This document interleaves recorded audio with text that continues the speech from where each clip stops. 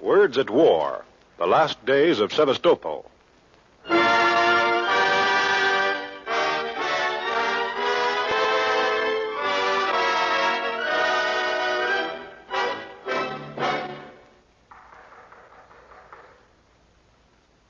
Enter.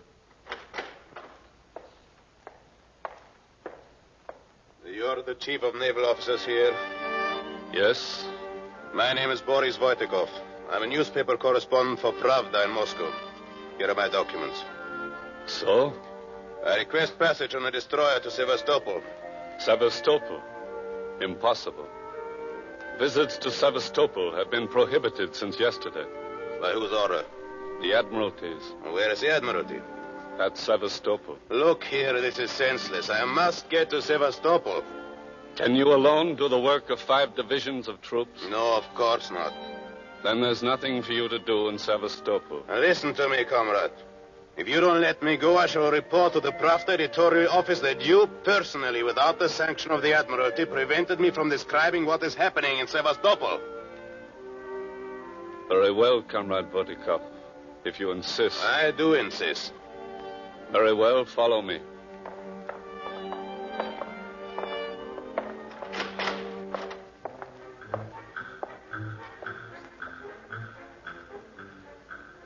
This is my home as well as my office. Make yourself comfortable. This is my wife. What is the matter, comrade? Are you afraid of her because she greets you from her coffin? Are you afraid of those staring eyes? Are you shocked at the agony and horror in her dead face? This is my wife, I tell you. This is Sevastopol. She was there. Friends sent her body to me. My misery and hatred, multiply them by the thousands. Add smashed hopes, rubbled buildings and homes, and you have Sevastopol. You wish to go there, Comrade Voitikov? You have my permission. Go ahead.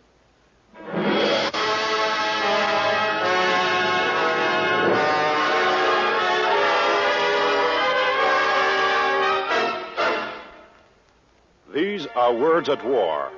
Tonight, the National Broadcasting Company, in cooperation with the Council on Books in Wartime, is bringing you another in its series of radio adaptations of great books of this war. Tonight, by request, we repeat our dramatization of The Last Days of Sevastopol by Boris Voitikov, translated from the Russian by Ralph Parker. This book was sent to New York by cable, the first time in history that an entire manuscript has been delivered to a publisher in this way.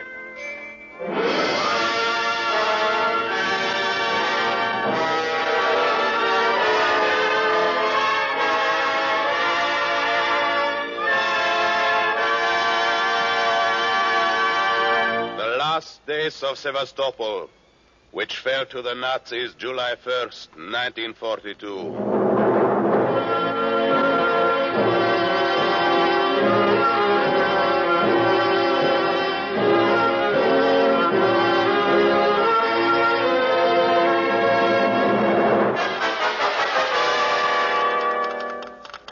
Pravda, Moscow, from Boris Voitikov, Sevastopol, June 10th, 1942. Russians, your city of Sevastopol lies bruised and bleeding. Sevastopol, your last stronghold on the Crimean Peninsula, whose 8 months of siege have already given it legendary glory, is enveloped tonight in flame and smoke. The fascist knife is at its very throat. Sevastopol's days are numbered. Sevastopol's days are numbered. Sevastopol lies bruised and bleeding. Bah! Send this. I report an interruption. The telegraph operator, his face is drawn, his eyes are red from lack of sleep. Stop sending long enough to quarrel. Do you dispute me, old man? To this extent only, my comrade. Sevastopol lies bruised and bleeding, yes. But Sevastopol is not broken. Sevastopol days are numbered, yes.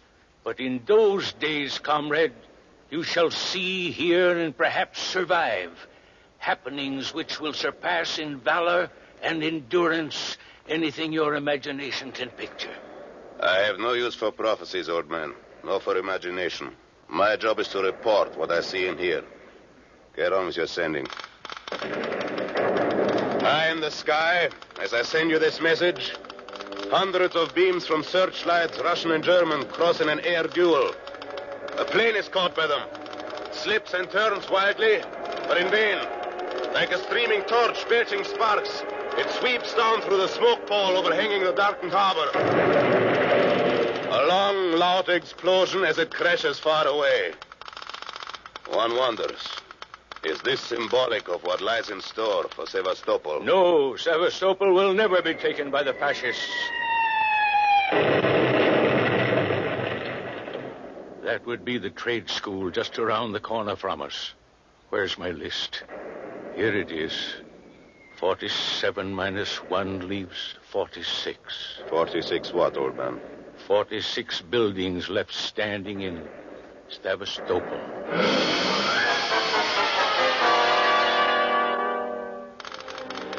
To Pravda from Sevastopol, June 12th, 1942.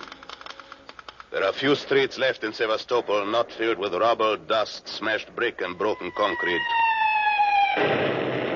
There are now 41 buildings left standing in the city.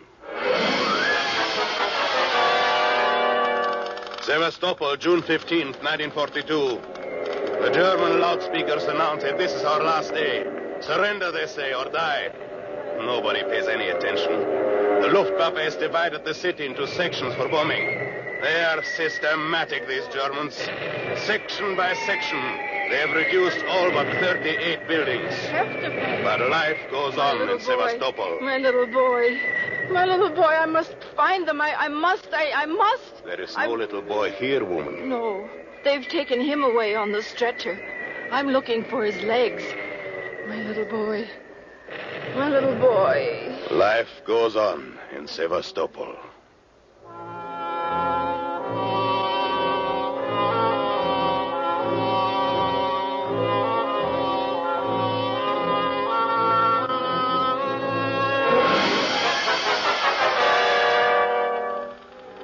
Sevastopol, June 16th, 1942.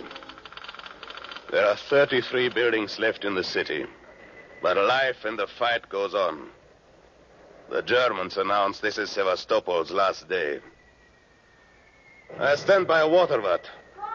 A girl comes running from a burning cellar. Her dress is on fire. I reach for a bucket on the ground. No, don't touch it. Are you crazy? Not the bucket. Throw me into the tank. Come on. It feels good. So good. Thanks, Conrad. You haven't been in Sevastopol long, have you? Why, how do you tell that? You were about to waste buckets of water by throwing it on me. Yeah, but you were on fire. I know. But water is scarce here. It must not be wasted for any reason. Remember that, Comrade. Sevastopol, June 20th.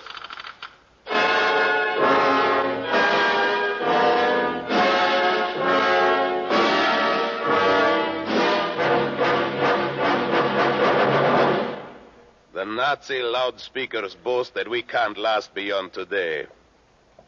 There are 29 buildings left standing in the city. Sevastopol, June 22nd. Today I'm at the Admiralty. The Commissar is interviewing deep-sea divers, whose job it is to retrieve desperately needed material from cargo vessels sent to the bottom of the harbor by the Germans. Mark you, these men have not had more than 4 hours rest each day for 9 weeks. But the Commissar is insatiable. Well, you lazy hounds. Where are those 6 aeroplane engines you were supposed to bring up from that sunken ship? Why haven't I had those cases of dry bread? Where are the bandages, the cotton, wool, and drugs? What are you doing there on the bottom? Playing chess with the dead? Yes, just that. Maybe you'd better come down below yourself. Then you'll be satisfied that it's impossible to get up those motors. You can't get them. They're covered with piles of dead horses and cavalrymen in the hold. I just can't go there. Me neither. I'm not going down again. Go into that cabin where if I open the door, dead bodies of children will rush toward me? No. I can't and I won't. I won't either. That goes for me. So, you'd let living children die for the lack of food and bandages. The divers look at each other without a word. Then their spokesman says quietly, We'll go back down to the ship.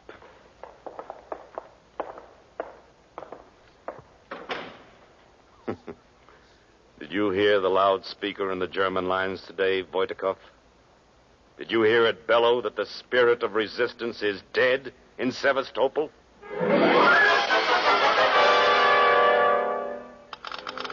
Sevastopol, June 25th. Good news today.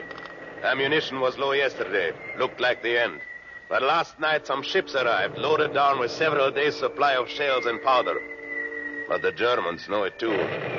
The Luftwaffe are at work. Come on, my little one. Give me faster tempo. These ships must be unloaded by morning and out of here. Otherwise, Petrov, move that gang of yours. Faster, my little ones, faster. The front needs this stuff. We mustn't let the front down. And they're not letting it down. But the price is high. The methods must be ruthless. Commissar. Come quick. What is it, Petrov? It's Ivan, the leader of the convicts who are part of my gang. He's refused to work any longer and has threatened the others if they continue unloading. Oh, so little Ivan did that, did he? Yes. Listen to what I say. What does it matter to us if this stuff gets to the front or not? What do we care if the Germans win? I tell you. Yes. Yes, go on, Ivan. You heard my invitation, Ivan. Proceed with your exhortation. No. I have nothing more to say. Then open your mouth and say ah. I said open your mouth and say ah. Ah. I must apologize to you men. Now get busy. I want tempo. Do you understand? Tempo. He gets tempo.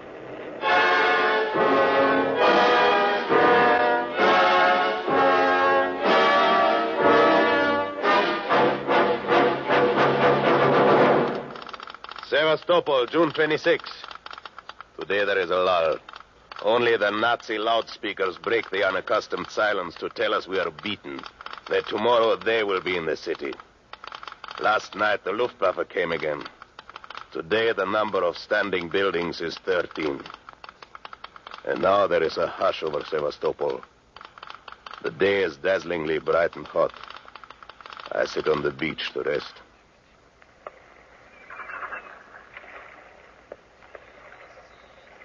Here, set him here, Grigori. Good. It is well for him to sit in the sun. His hands and feet will heal more quickly. It is 2 Marines. They carry a boy of 9 or 10. The boy's hair is gray, almost white. His hands and feet show the scars of bayonet wounds not yet healed. They tell me his story. He cannot walk, comrade. His feet have been burned, as you can see, and both his feet and hands pierced by bayonets. We found him one day crucified, nailed to a rude cross with bayonets. The Nazis. Caught him when he was returning home from his 12th reconnaissance raid of the month. You mean he was a Soviet reconnaissance officer? Oh, no, comrade. He is much too young for that. But here, all must do their part against the fascists, regardless of age. So we bring him to the sleeping sea each day in the hope that his body will be cured. May I speak to him? You may, comrade.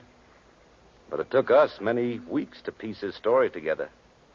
You see, the only thing he remembers is what happened in his mother's home, just after he had been captured by the Germans and before they had crucified him. Listen. Nikolai. Nikolai. Yes, comrade. What are you thinking about, Nikolai? There were many of them. Armed men in the gray fascist uniform. They pushed me into the house. My mother came to me with tears in her eyes. They beat her on the face. One of them held her arms. 2 others stripped the clothes from her body.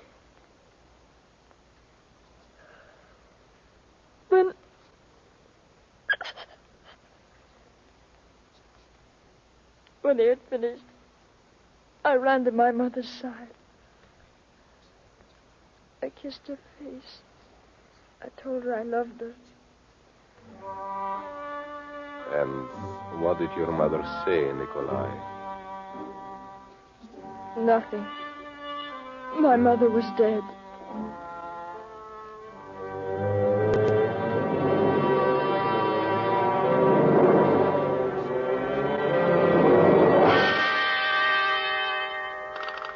Sevastopol, June 29th. Listen to me, Russians. At the battlefront at the city limits of Sevastopol. The German loudspeaker is working again. This is a German soldier speaking to you people of Sevastopol. I can promise you that if you surrender, the Fuhrer will give each of you a piece of land and a tractor. Surrender, people of Sevastopol. German railway streets are enemies with honor and consideration. Too bad little Nikolai is too far to the rear to hear that. For the last time, men of Sevastopol, surrender or die. If you refuse, will you resume firing? What is your answer? Yes or no? No! No!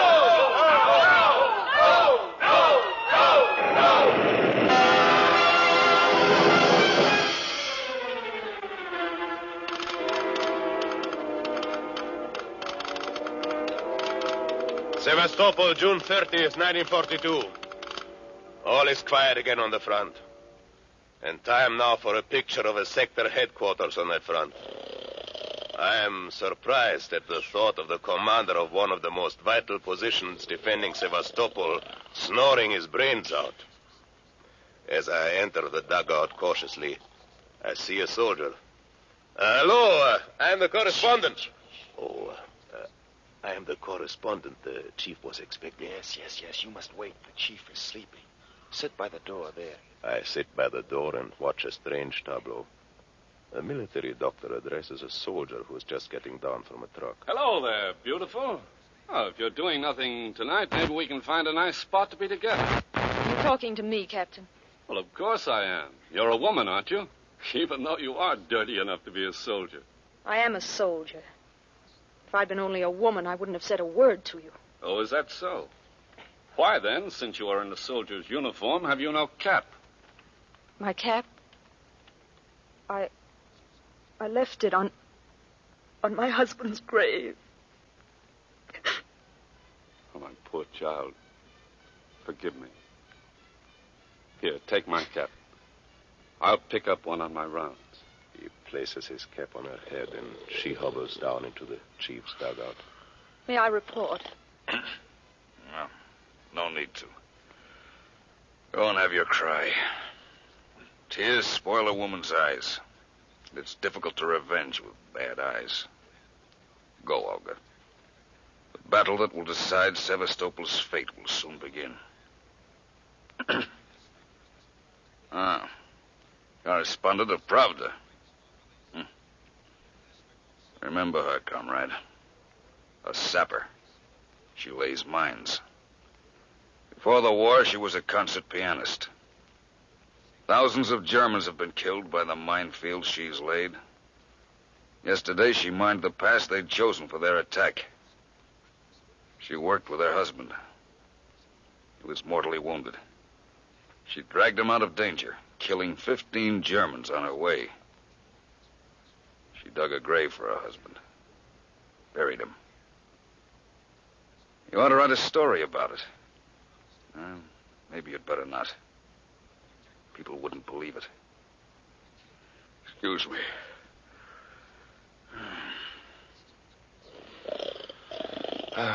Does he not snore beautifully, comrade? He does. Beautifully and quickly. Is that you talking should not be killed? It is, Comrade Commander. Is it time to wake the Germans up? There's 40 minutes yet. All right. Give this comrade tea. Give him my portion. Your portion, Comrade Commander. Here you are, Comrade. What sort of a name is that? Should not be killed. Well, you see, when I entered his service, I was very much afraid I'd hide during battle. He asked me why. I said, Comrade Commander, one should not be killed. And though I've gotten over my fear, he still calls me should not be killed. You wonder why he sleeps? Yes, I do. Well, Comrade Correspondent, he hasn't slept in 10 days. Yesterday they attacked 18 times, and we only just pulled through. They haven't many ideas, those Germans, but they keep on pushing, one must admit. Oh, they're ahead of time. Better wake up, Comrade Commander. The fascists are becoming impatient, and the telephones will start ringing any minute. All right, should not be killed. We have destroyed all the fascists in the world. Oh, then I shall get a good sleep. Get some men in here to answer those phones. Hello? Stern? What? 40 tanks approaching. Why are you sitting there so calmly, then? You want reinforcements? Don't you know I haven't got any? Don't you know you're my reinforcements? Take note. 40 German tanks divided by a cool-headed 2 and halved again by common sense gives you 10 tanks. Now, what are you worrying about? Destroy them, Major. Destroy them. Hello. You're pounding the enemy. Your job's not to pound him, but to beat him. Don't you understand that? And stop losing your head in front of your men. The phone sizzle as the chief goes from one to another. Hello. Hello. Well, don't phone me unless you're ready to talk. Yes, move some reinforcements up the back stern. But don't let him know it. He fights best when he thinks he's cornered. You don't need to be a military expert to know that the Nazis are opening up the biggest offensive to date, nor to realize that the city's defenders are caught with insufficient weapons and power. Begins to look bad for Sevastopol. Yes, Admiral. Yes, we'll just try to get us the ammunition. We're going to be using plenty in these next few hours. Get us the stuff and don't worry. Well, of course we're jittery. Who wouldn't be? This isn't any tea party. Let's go, comrades, to the trenches. And I tag along at the heels of one of the most extraordinary commanders I've ever met.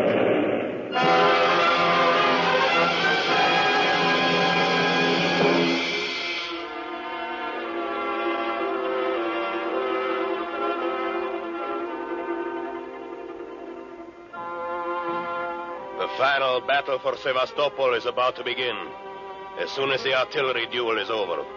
No one tells me that. No one needs to. Everyone senses it. Men with unshaven cheeks and red-rimmed eyes munching bread and swilling it down with water. They're careful about the water. There's little of it. But who can tell when next they may get the chance to drink? Who can tell how many of them will ever get the chance again? Bullets carefully apportioned among the fighters.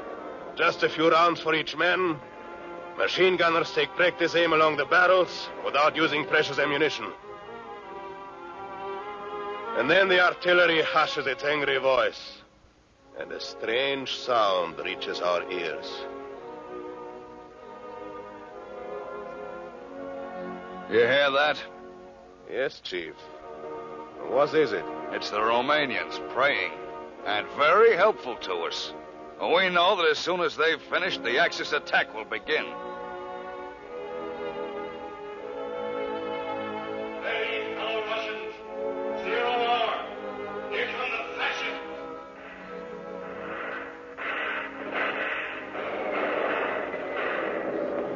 The battle has begun. The tanks are coming out from the left side of the valley. I can see running figures following them. Germans. Half-naked Germans. They act as though they're drunk. Butts of their Tommy guns pressed against their sweating bodies. Only the officers are in full uniform. All have cotton in their nostrils because of the stench of corpses.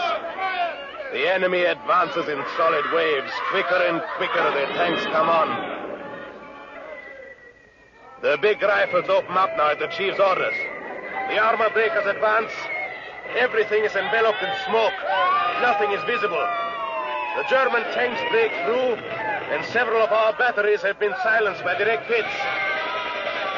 Now our machine guns open up, but the Germans advance behind their armor. The men are piling up like lava against our positions.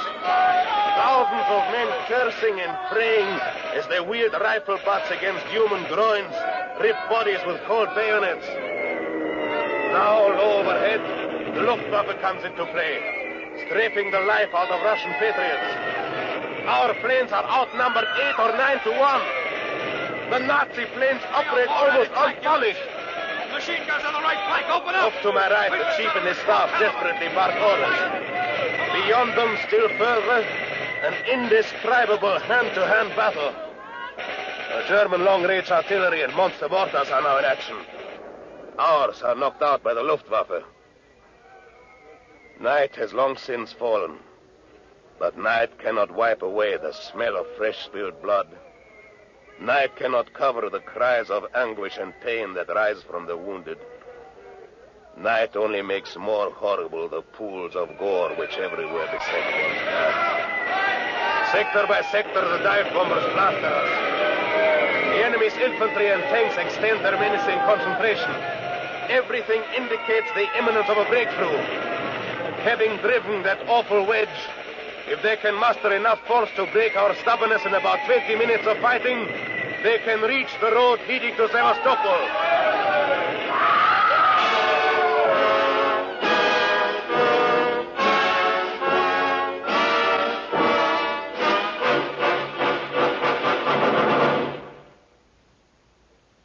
We've held them, comrade correspondent. They've paused, waiting for reserves. You couldn't have brought better news should not be killed. Take me to the gallant chief. I must congratulate him. Our chief is dead. Do you care to come and help bury him?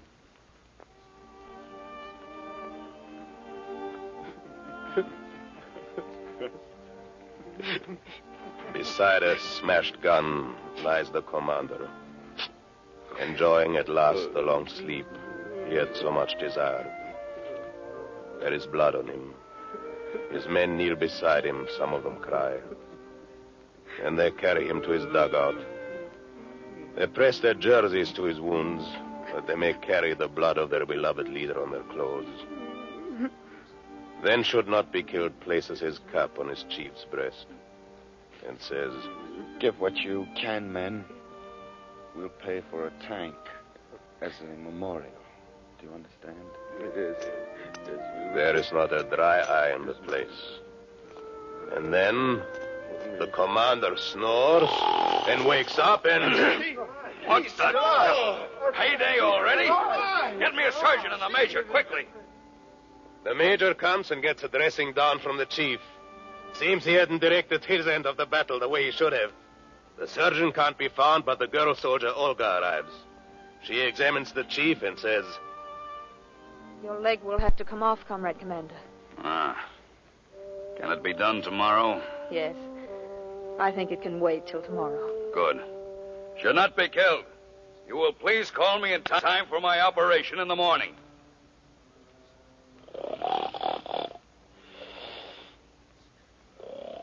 In the morning, the commander loses his leg.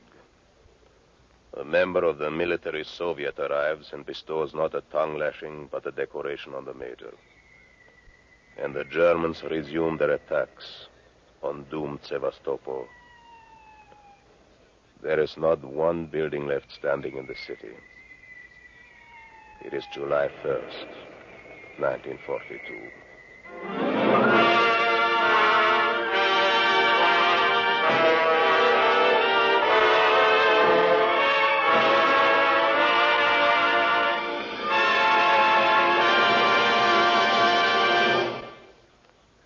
As the ninth program of Words at War, we have brought you fragments of the last days of Sevastopol by Boris Wojtykow.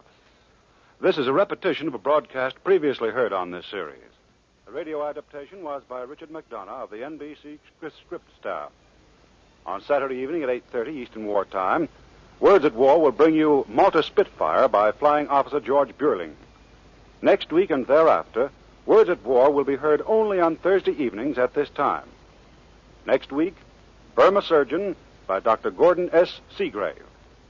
The cast in tonight's performance included Stephen Schnabel, Jackson Beck, Martin Wolfson, Joseph DeSantis, Olive Deering, Charlotte Holland, Hester Sondergaard, Alistair Kyle, Byron McGrath, John Berry, Percy Hemus.